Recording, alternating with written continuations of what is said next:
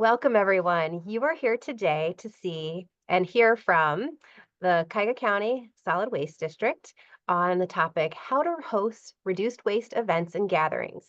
My name is Catherine Sturinsky. I'm with the Department of Sustainability, and today's topic is being presented in alignment with the county's annual Harvest for Hunger campaign, where employees raise money and collect non perishable food in the most creative ways for the benefit of the Greater Cleveland Food Bank. An employee suggested that we offer green tips for these efforts. Said, we do all these really great events, but it results in a lot of trash. So, is there something we can do? So, we heard that, and here we are.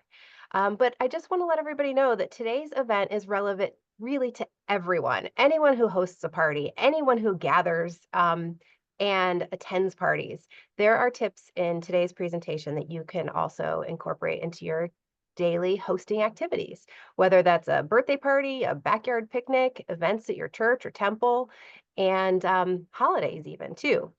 So before I introduce our speaker, I just want to point out a couple of housekeeping tips. First, if you have questions, please put them in the Q&A. We will answer questions at the end of the presentation. And also, please do stay on until the very end of the webinar so that you can get information about upcoming events and resources and, of course, the wellness points code. So I'm so glad you're all here. And with that, I'd like to introduce Carin Miller. Carin is the education specialist with the Cuyahoga County Solid Waste District. And of course, she's a frequent presenter here at our Lunch and Learns. So welcome back, Carin. Thank you, Catherine. It's good to be back.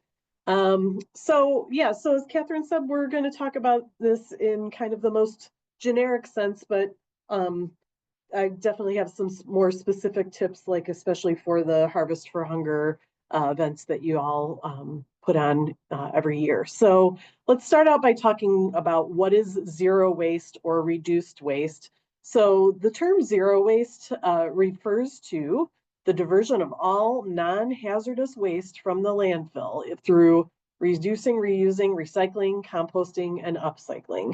An event or operation is typically thought of as zero waste if it diverts 90% or more of its non-hazardous waste from the landfill.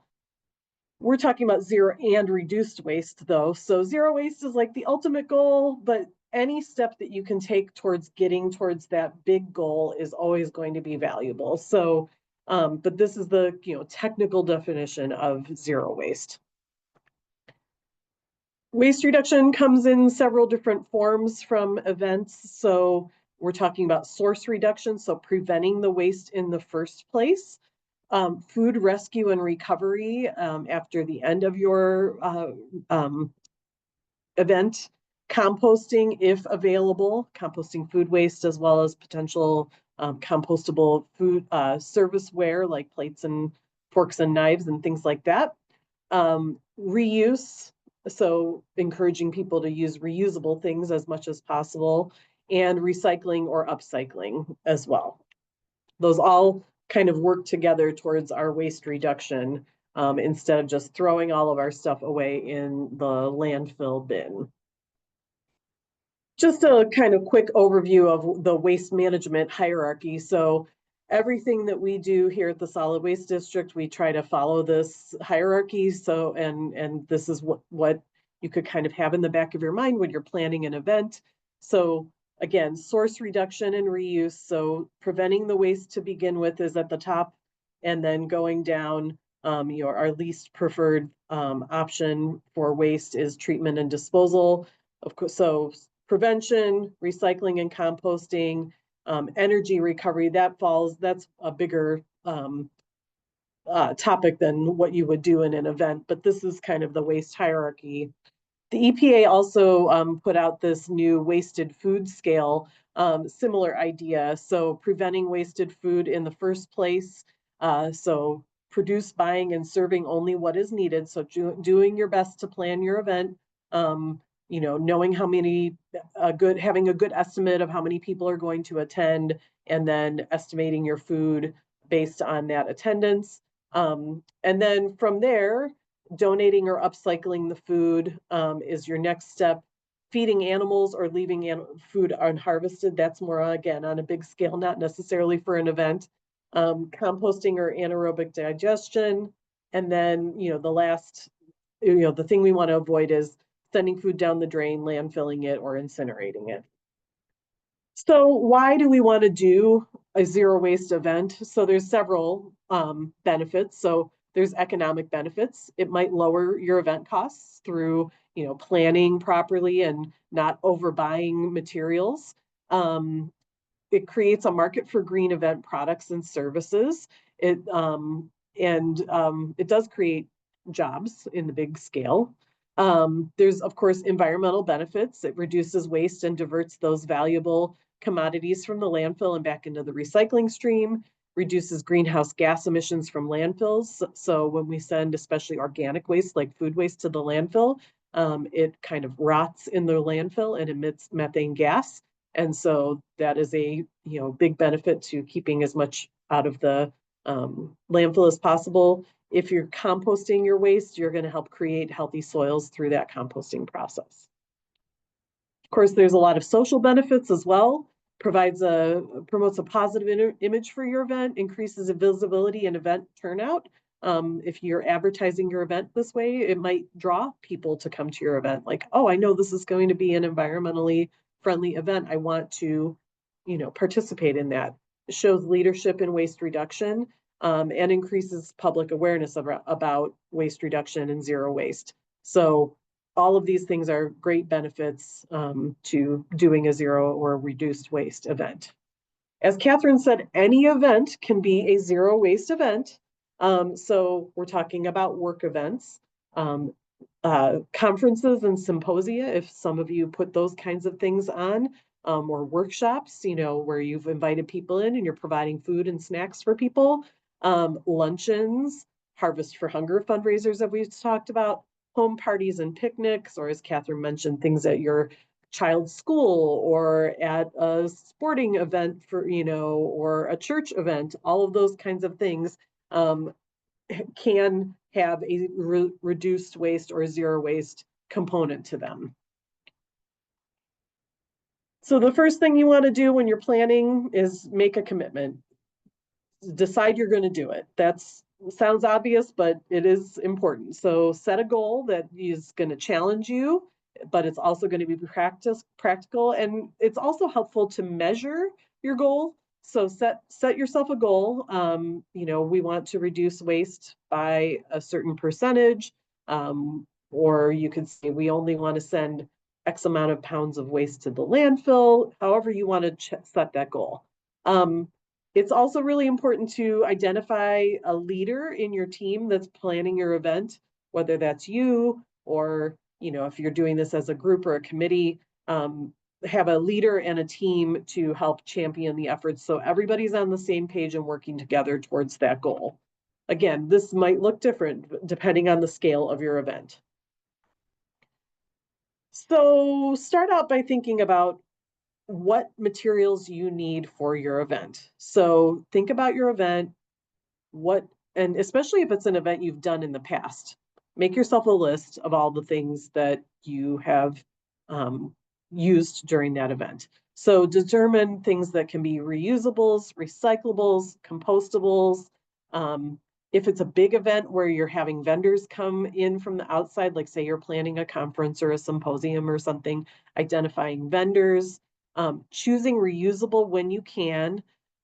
If you're going to compost and you have access to composting services, making sure that you're using BPI certified compostables. We'll talk a little bit about that in a second here. And then if you're using a compost hauler, confirming with them what they can take. And honestly, also, if you need to confirm what recyclables are acceptable too. So if you're doing this in a building at work, or if you're doing this at home, make sure you know what the recycling rules are and what can be collected, in that recycling. It does vary from, even within our county, like even at home, the rules vary from community to community. The rules vary from workplace to workplace, or a church or whatever. So find out what the rules are and follow them. Oops.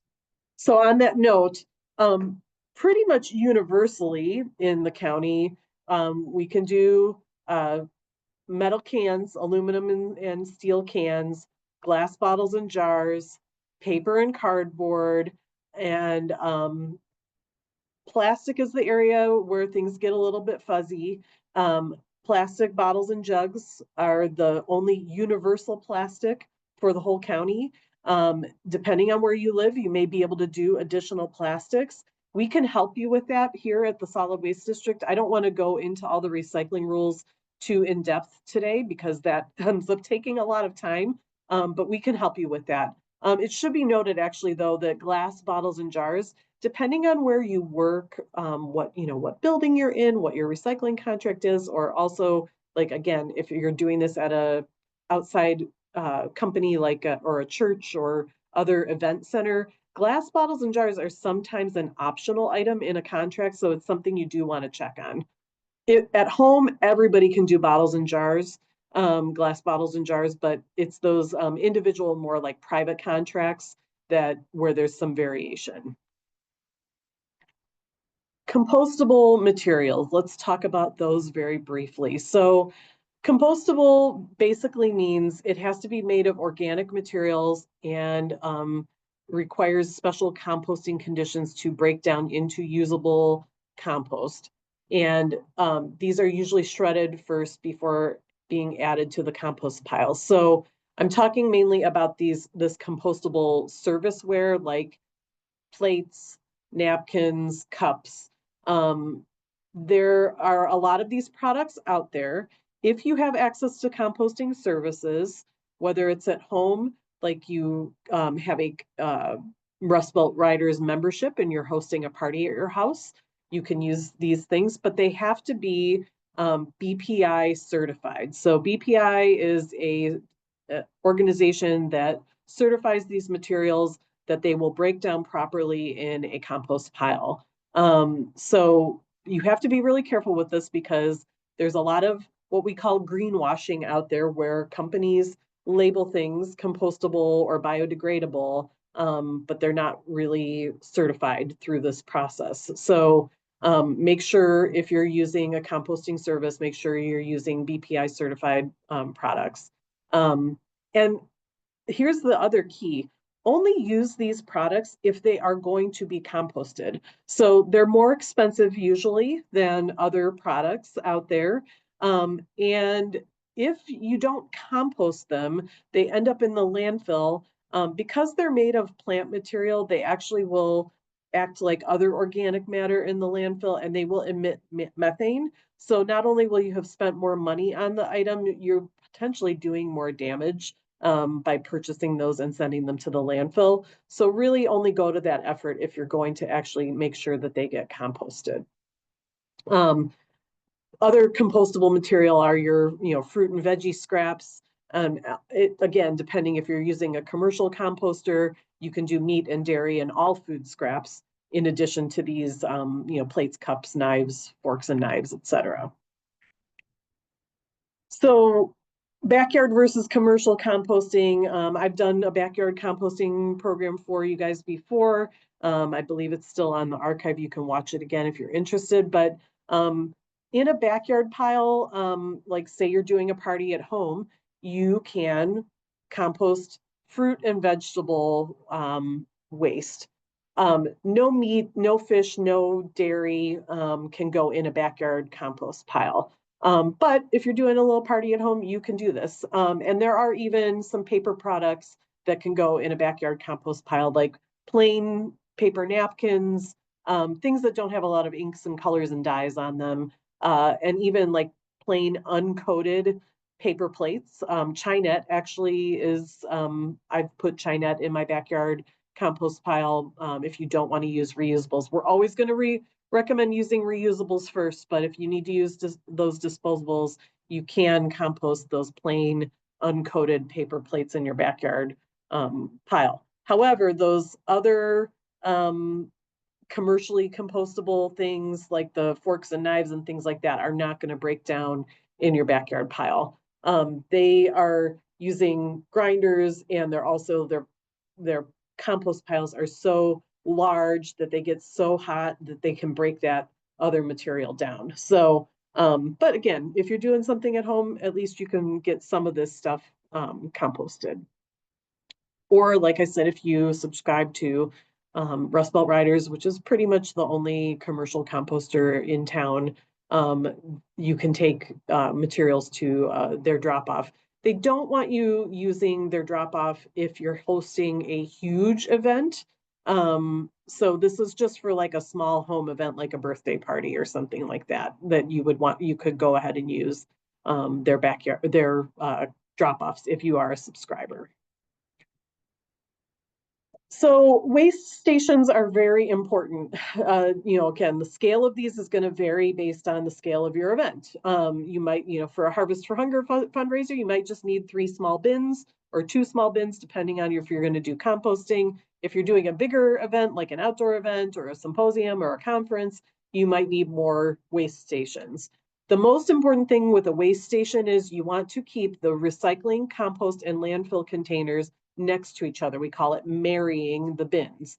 The reason for this is somebody needs to be able to walk up to that and have their waste in their hand and be able to decide which of the 3 bins they're putting it in, versus if you have a landfill bin on one side of the room and a recycling bin on the other side of the room. Human nature is, I'm just going to go for the bin that's closest to me and I'm just going to put everything in there. So having those 3 right next to each other so that you can make the choice.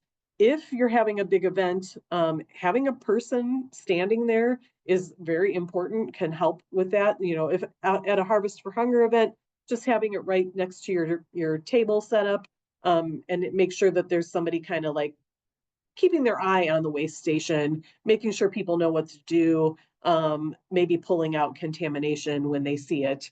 Somebody put something, a recyclable, in the trash, or vice versa. You might need to kind of supervise it as you go. It can be useful to have a bucket to collect liquids. So if somebody only drinks part of their drink, they can empty the liquid into there and then put their empty container in the recycling or the landfill or the compost, depending on what you're using. It just helps keep everything cleaner and, just not, it's gross when people put liquids in those containers. Make sure you have good signage, make sure it's clear and concise and consistent. If it's a complicated event where you have lots of different things, using photos and actual examples of materials next to the bins can be really helpful. You can even just like put items like, on the signage, or take photographs of the items and have them on the signage. If it's a big event too, where you have volunteers and stuff, you can have what we call an I don't know bin. So volunteers, if they get confused and they're not sure where to put it, they can put it in there. And then the people who are running the event who know more can kind of, stop by and make sure that the I don't know items get put in the right place. Choosing reusables over disposables. So Catherine and I talked about, what are some of the most common things seen at, especially like the Harvest for Hunger fundraisers.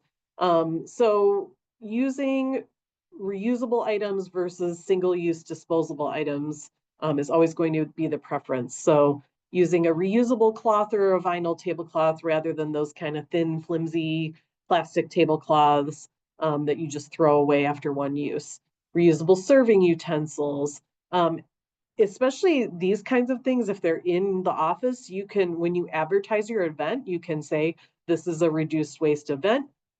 We encourage you to bring your own cup, bring your own plate, bring your own silverware, if that's possible.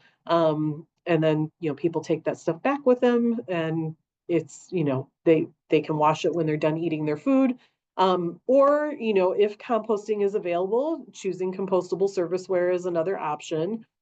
Just trying to avoid those single-use plastic or paper dishes or the plastic utensils. None of that stuff is recyclable. It all has to go in the landfill. So anything we can do to avoid that. Larger packages of condiments or coffee creamer, instead of little individual packages of those things, avoiding those little individually packaged things as much as possible. Choosing candies or treats that are packaged in paper or cardboard versus things wrapped in plastic. using a large beverage dispenser instead of individual single-use water bottles, using aluminum cans instead of plastic water bottles. Aluminum is much more highly recyclable than plastic. It's a preferred packaging, so choose that if you can. If you're serving baked goods, put them on a cute little plate or cake plate and have tongs and let people pick their cookies or their cakes up, things like that, put it on their plates instead of individually wrapping each cookie and things like that. Using paper sandwich wrap or bags instead of aluminum foil or plastic wrap. Also, if you do need to wrap things, that's another option. Again, avoiding those single-use plastic water bottles or even plastic beverage bottles of any kind is always going to be important. So, using a beverage dispenser like that one, or if you're doing an outdoor big event, the Cleveland Water has a truck that they'll bring and set up, and you can, refill water bottles at their water station. So there's lots of options for that. So in general, thinking of like larger bulk packaging versus little individual packaging of things is always going to be a benefit as well. For food, again, we kind of touched on this, but selecting foods that require little or no serviceware, offering condiments in those bulk containers, encouraging the attendees to bring their own plates and cups and those kinds of things. If you're composting, only using the BPI certified compostable serviceware. Consider donating any unneeded eaten food, or it's also nice to be prepared with some takeout containers for people to take leftover food home with them so it doesn't get wasted. If you're doing a big event, you can, again, try to prevent the waste as much as possible by estimating your attendance. And then if you think you're going to have donatable food left over, you'll need to coordinate that ahead of time. So you can't just do your event and then call somebody and be like, I have a bunch of food to donate. It's not easy to do. It's better to contact a food pantry or another food rescue organization ahead of time saying, I'm possibly going to have this kind, XYZ left over from my event. How can I make sure that I get it to you? Donors' liability is covered under the Good Samaritan Act, but use common sense, like don't donate bulging or dented cans, spoiled or rotting food that has been altered or not in your control. So, of course, use some common sense there and work with whoever you're donating your food to abide by their guidelines.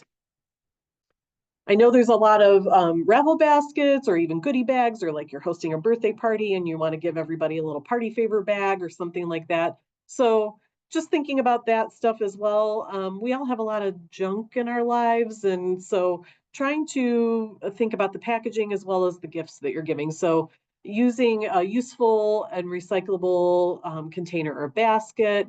Try not to use just some plastic bucket or basket or container that somebody's not going to be able to use again. Recyclable cardboard box or a paper gift bag is a good choice.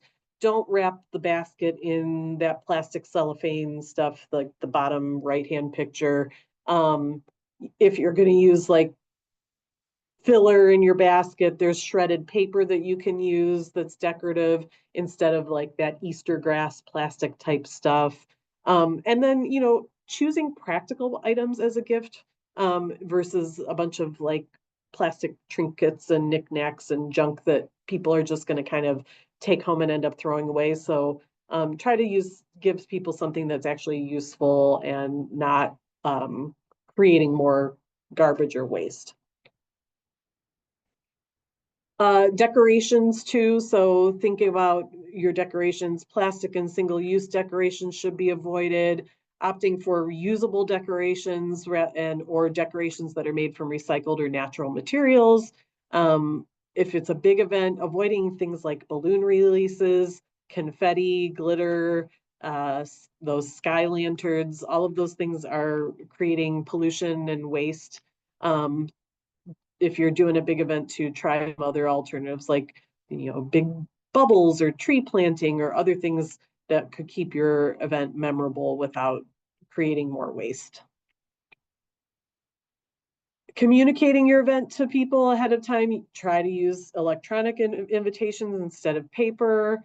If you're using vendors or caterers, communicating with them ahead of time and confirming things ahead of time in an agreement about what they are going to provide and what kind of waste.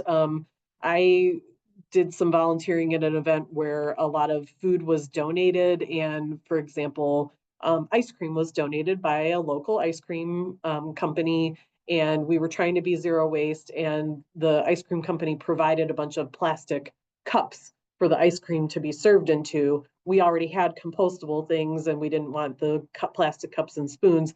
We had communicated it ahead of time, but they still showed up with it and they started scooping the ice cream. So trying to communicate that stuff ahead of time and make sure that they know, we don't need you to bring that stuff. We have reusable, or we have compostable stuff available. So making sure that those outside vendors know.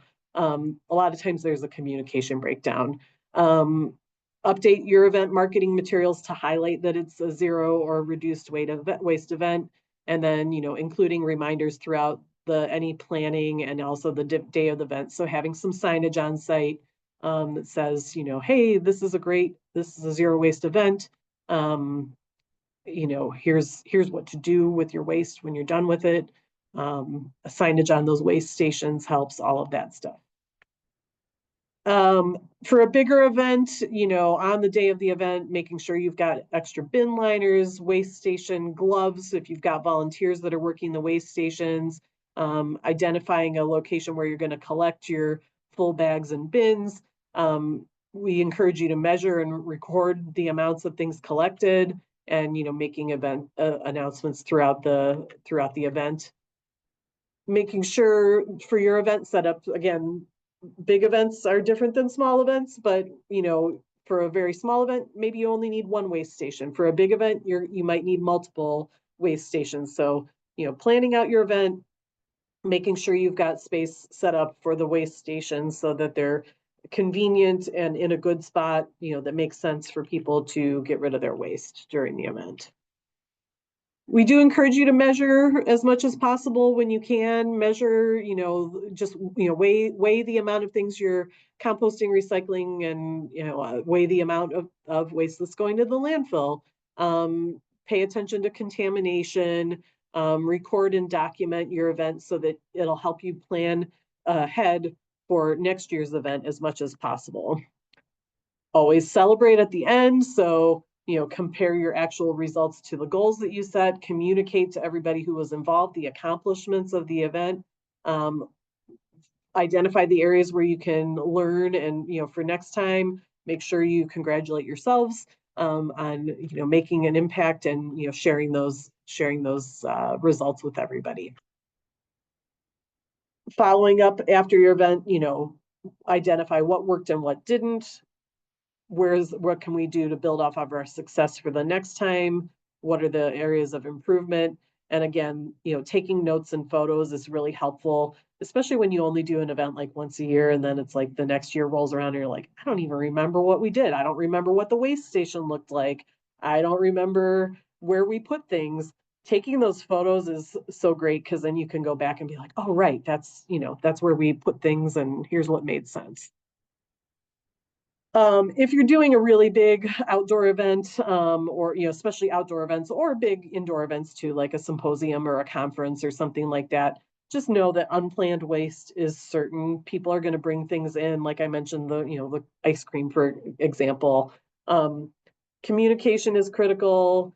Attending all the planning meetings, discussing those goals with any outside vendors or exhibitors, having everything ready to go before your event, like all the waste bins are emptied and ready to go.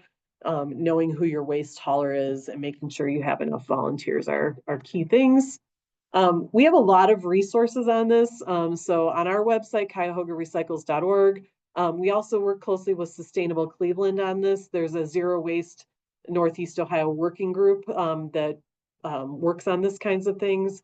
Um, so these kinds of things are on our website as well as Sustainable Cleveland. If you're planning an event, you can contact me or my colleague Doreen, and we will walk through your event with you. We'll provide consultation with you, and we'll walk through everything, and we'll talk you through all the steps, help you create a checklist, find the places where you can reduce waste, help you identify what things are recyclable or not recyclable, all of those things. We're here to help you. And we would love to do that. And we do it all the time. We get people who call us all the time about planning events.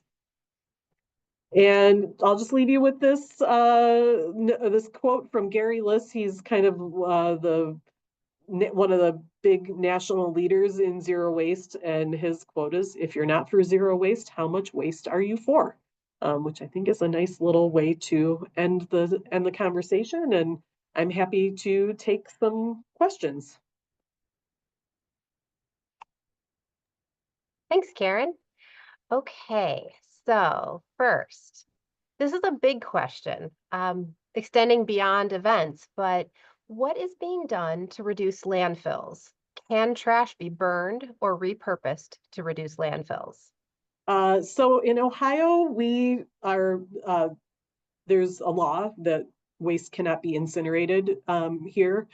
There's a lot of uh, it might seem like a like a good idea to burn waste, but there's a lot of uh, bad environmental impacts to incinerating or burning waste.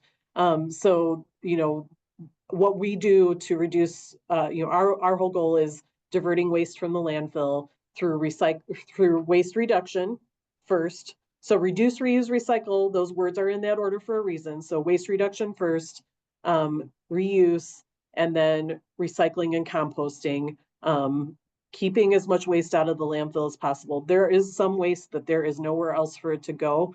Landfills are, of course, a limited resource, but we still have to send some waste there. Okay. And again, another kind of big question that's outside of events, but really interesting and an important topic to understand. Are there any plans to go back to traditional trash or furniture pickup? I've seen more trash in neighborhoods since they switched to the black and blue trash cans versus regular trash cans. So I'm I'm not 100% sure how to answer that. We're not going to go back to manual pickup of trash, which I think is what you're talking about. So like the old fashioned trash can that somebody would actually lift up and dump into the trash truck. Uh, the automated trucks are designed for that reason. Those carts, the black and blue bins, are designed for automated trash pickup. So the truck has an arm that picks the bin up and tips it into the truck. Waste hauling is one of the highest, most dangerous professions, both between driving, having to get in and out of the truck is a huge risk. There's a lot of drivers that get hit, injured, killed every year when they have to get in and out of the truck. So those automated trucks really reduce that risk a lot. It also reduces the risk of repetitive motion of lifting, and a lot of the anytime you do that manual repetitive motion, you end up with shoulder injuries, back injuries, things like that. So I don't we're not going to go back to that. Yeah, hopefully that answers. Yeah, and one other thought is just that when it comes to like large item, a lot of the municipalities offer large item drop-offs at their service centers, right? Yeah, it depends on your community. So for bulk waste, that's called bulk waste when you have like furniture or other large items that like don't fit in your cart. So you have to find out what your community's rules are. Every community is different. Some pick it up every week, some do it once a month. Or like Catherine said, some have where you can take it yourself to the service department. So just find out your community's rule on that. So yeah. Okay. Next question. What happens to dented canned goods that are donated? They're probably just getting thrown away. I they can't, they can't donate they can't serve food with, dented, damaged cans. So, yeah. So in a scenario like that, would a person be better off if they had access to composting to just empty the can of Yes. food and then compost that food? Yes. And then recycle the can. Yep. But if you take Okay. the dented can to the food bank, I don't think they have the manpower to be opening individual cans and emptying them. And so they're probably just getting sent to the landfill. Okay. Can compostable dishware be used in countertop or electric composters? So those countertop electric composters they're all a little bit different. I have not seen any of them that will take that compostable serviceware. It's important to know that those appliances are really not truly composting. They're pretty much grinding up and dehydrating the food waste, which is not true composting. So I have not seen any that you can put compostable serviceware in. I live in Lakewood and my apartment does not recycle. Is there someplace I can take my recyclables to? So you're very lucky in the city of Lakewood. Lakewood has a great recycling center at their service center that you can take your material to.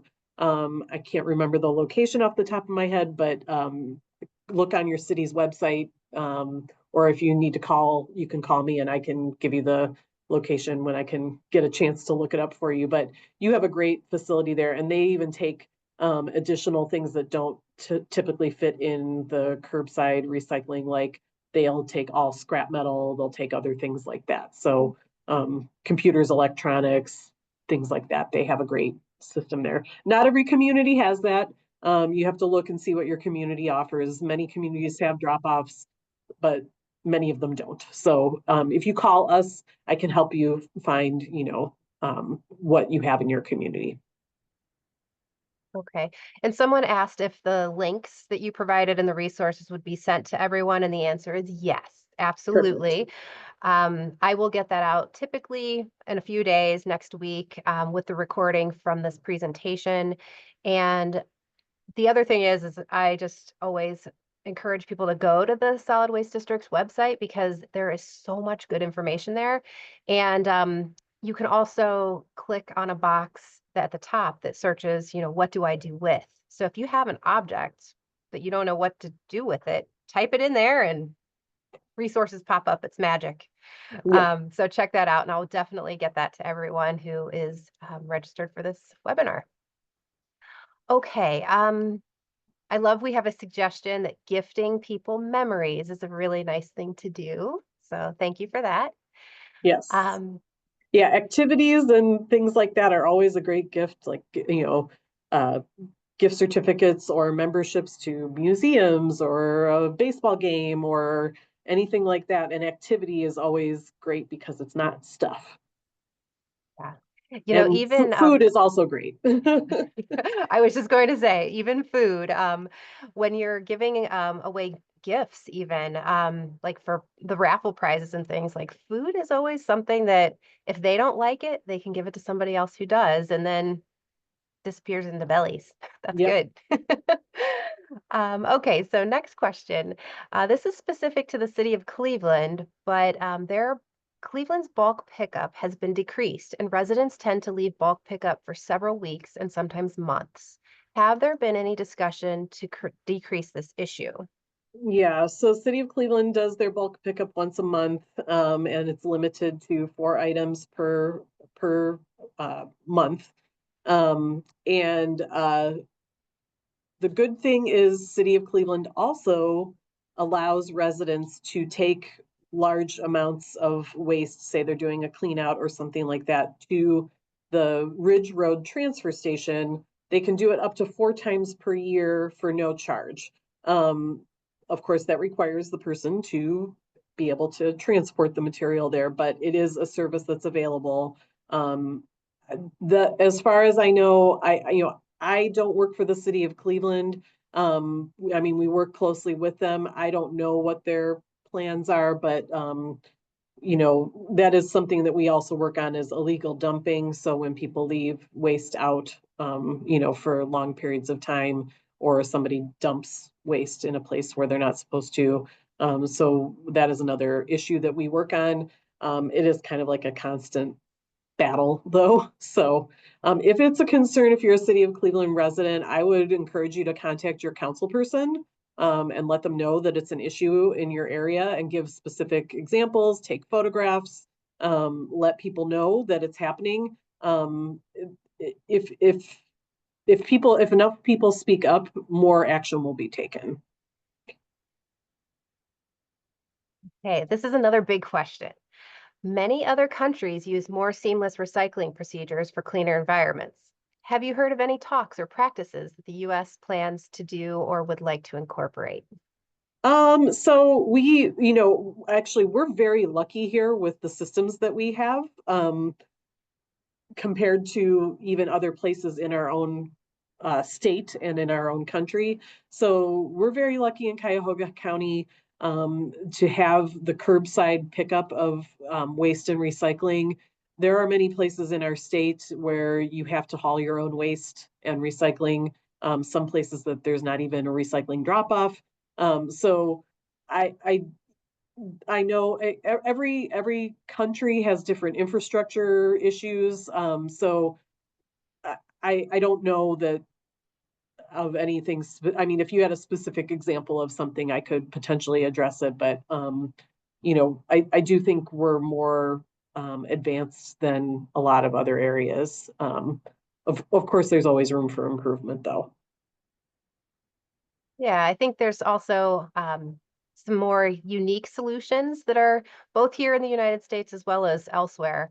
Yeah. But I did want to throw out, especially when it comes to like party supplies and things, if you have leftovers from an event or gathering, Upcycle Part Shop Hmm. is a really good resource for making a donation of things like that. Or if you have like a kids party and you bought too many, you know, beads or puff balls or something for a craft, you can always Yeah. donate those to Upcycle Part Shop as well. So it's just a Yeah. creative solution, for how to get things back into Yeah, use. there's lots of places you can, Upcycle Parts Shop is a great place. There's lots of other arts organizations, especially if you have crafty things like that to donate. The other thing I encourage people to look into is your local Buy Nothing group. So Buy Nothing is a movement to keep things local within your own like neighborhood. So I belong to a Buy Nothing group. I live in Cleveland Heights. I belong to the Buy Nothing group, and people post things that are on there all the time. Like I have leftovers from my 1 year old's birthday party here. The theme was mermaids, and they have a bunch of stuff. And then somebody else will take that material and use it for their child's birthday party. And it's a nice way to kind of keep things like in your local economy, keeps people from buying things they don't need. And it goes beyond party supplies, but I do see a lot of party things on there quite a bit. Or I've seen people planning a wedding and they are looking for, vases for centerpieces, and they post on there, I'm looking for clear glass vases, doesn't matter what size or shape.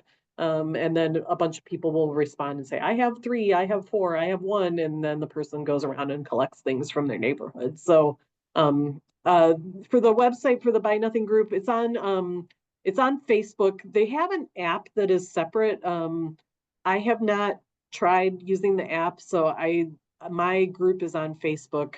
That is typically the place that you look for it. So you can search on Facebook for Buy Nothing and your city name, and something should pop up. Not every city has one. You can start one though. So it's they provide like a little training on how to start it yourself, and then you become the administrator and you kind of run the group. So um, there's options out there. Yeah, another option is, especially if one isn't happening in your group, is, or in your city rather, is to like have swaps. So, Yes, free cycle events. That's something yes, else that you can look up on Marketplace, on Facebook. I know Highland Heights has one that's been going for a long time yep. South where, Euclid has one. Yep. mm, And there is a website also called freecycle.org. And so you join the, like, I think it's the Northeast Ohio or the greater Cleveland area. I can't remember what it's called, but you join that group and then people post items on there. So it's a little bit, it's not as dependent on social media. It's a website. And then once you're signed up, you get email alerts when people post things, and then you can post things on there yourself as well. So if you're not on social media, that's an option. Yeah, And so Facebook Marketplace is another place people post stuff like that for free. Craigslist, some people still use Craigslist. So there's options. yeah, I think the big takeaway is think secondhand first. Yes, exactly. Yeah. Okay, well, we don't have any more questions in the Q&A.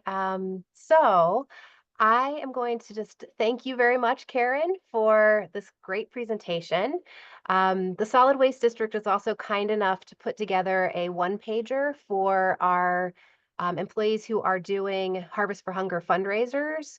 So that will be shared with you through the Harvest for Hunger, network. And actually, I may just attach it to the email next week so everybody has it Yeah. who registered. So it's a really good resource, and it can kind of walk you through exactly what you need to think about. So thank you for making that, and Sure. thank you to Doreen as well. So with that, I'm going to share my screen so that we can run through some really fun, interesting upcoming events. Okay. Um, so we have first up here is Cuyahoga Soil and Water is doing their annual native plant sale where you can get kits that are plants or seeds. It's a really great way to get natives into your yard and start kind of turning the look of your landscape into something that's a little bit more natural. So there's information there. We also have Fix It Clee, which is a really great program. I feel like I say it every Lunch and Learn now, but the cool thing is they're offered every third Saturday at a Cleveland Public Library branch, and then the fourth Monday at Sears Think Box, which is on the campus of Case Western Reserve. So if you've got something broken that needs repair, they have people there who can help you repair that item. And teach you how to repair it in the future. So it's a great empowerment tool too. And backyard composting. Carin talked about this, but she does some workshops, Backyard Composting 101. There's a couple coming up here in the next few weeks. And just get more information at their website, and you can register there as well. And then, of course, I think it's the third annual Reduce, Mhm. Reuse, Repair Fair that the Solid Waste District is putting on. It'll be at the City of Independence Civic Center on March 29th, and it's a great event. You will find things that you can purchase, but you can also get things repaired there through those coaches that work with Fix It Clee. And you also learn great tips and tricks as to how to reduce waste in general. So it's a nice way to connect with folks who are doing this kind of work face to face. And next, I want to hand over the um, microphone, so to speak, to Trevor Hunt. If I can get that to happen here, I'm going to give him permission to speak to tell you about something we're getting started at here at the administration building. Okay, Trevor, you should be able to speak now. Yes. Hi there, everyone. Um, Trevor Hunt here, Department of Public Works. I just want to put in a quick soundbite. So I've been working with the green team here, as the slide indicates, and we are going to be doing a set of 4 different lunchtime litter pickups. The first date we're targeting is Tuesday, March 25th. So the idea that would be that we'd meet in the first floor lobby of the headquarters building and go out, leave East 9th Street and go out and pick up around Progressive Field in anticipation of the Guardians home opener. So um, if the weather doesn't cooperate with us, the makeup date would be Thursday, March 27th. Like what we did in the fall, there'll probably be we'll supply the materials, buckets, trash cans, the litter pickers, gloves, any of the other materials needed. So all we need is you. If you want to bring a friend or two, that would be great.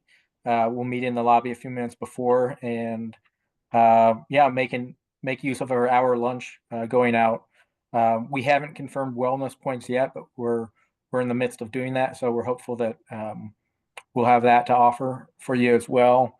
And if you can't make the March 25th date, I think May 7th would be the next date. But I think this is a good date. The March 25th date, it will be spring. We all have cabin fever, and hopefully the weather's a little bit warmer at this point, so we can get out and get picking up some trash. So looking forward to seeing everyone there. Thank you. Great. Thanks, Trevor. Yes, so this is something that the administration building is doing over the course of the year. We did one in the fall as our test case, so that's what all these photos are of.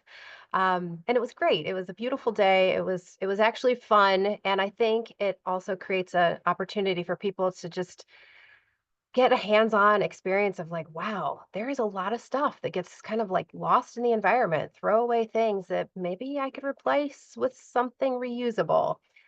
So I want to put it out there that if you are working in another building at the county and you would like to do a litter pickup around your building in your worksite neighborhood, give me a call and we will make that happen.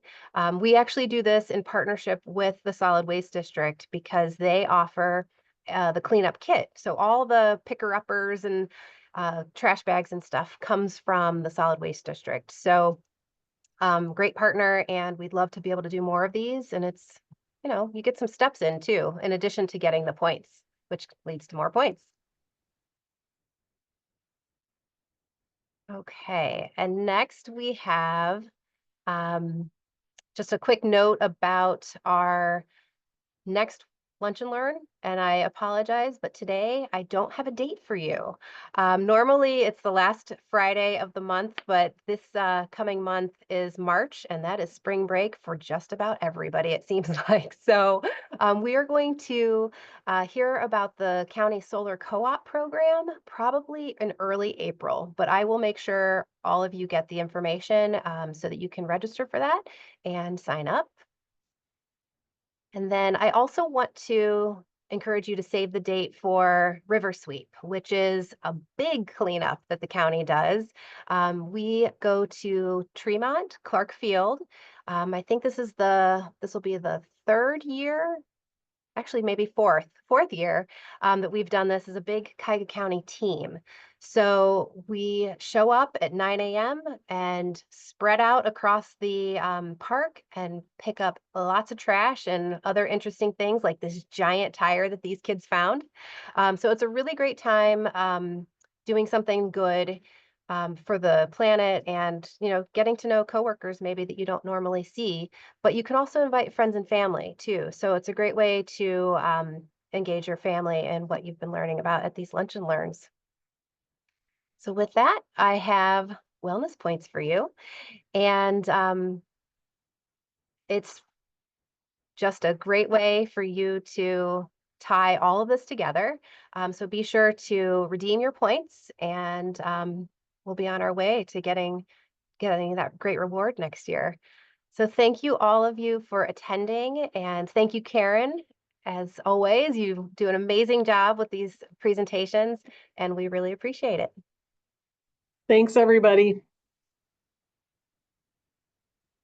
Right. Thanks, everyone. Have a good day.